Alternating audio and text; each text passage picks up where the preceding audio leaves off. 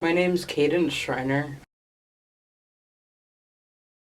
I grew up in Iowa, in a small town. I would say I had a pretty normal childhood until I was about 5. My mom married my stepfather, and my childhood turned very abusive. I was treated kind of like a Cinderella. I was doing all the household chores while my stepsister and brother got spoiled. When I first found out I was transgender, and I was 11, but I didn't have words for it, so I came out as lesbian.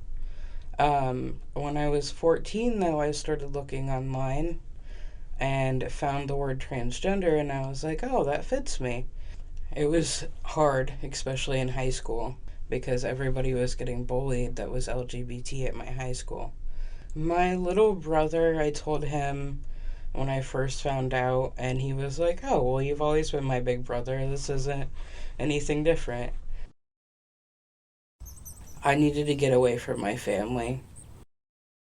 So I met my partner online, and he took me from Iowa to Philadelphia. And then we were homeless in Philadelphia.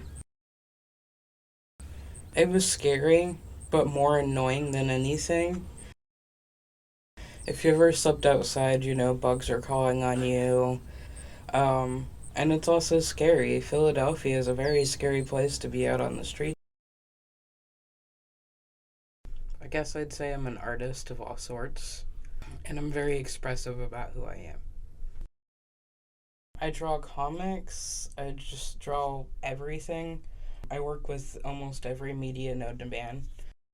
I get at least one or two people every week who come up, and I'm like, make sure you check out my comic, and they're like, oh, you do the comic? I love the comic. I even had some lady come up and tell me that she cuts out every comic, and she puts it on her bulletin board, and now her bulletin board's full of my comics.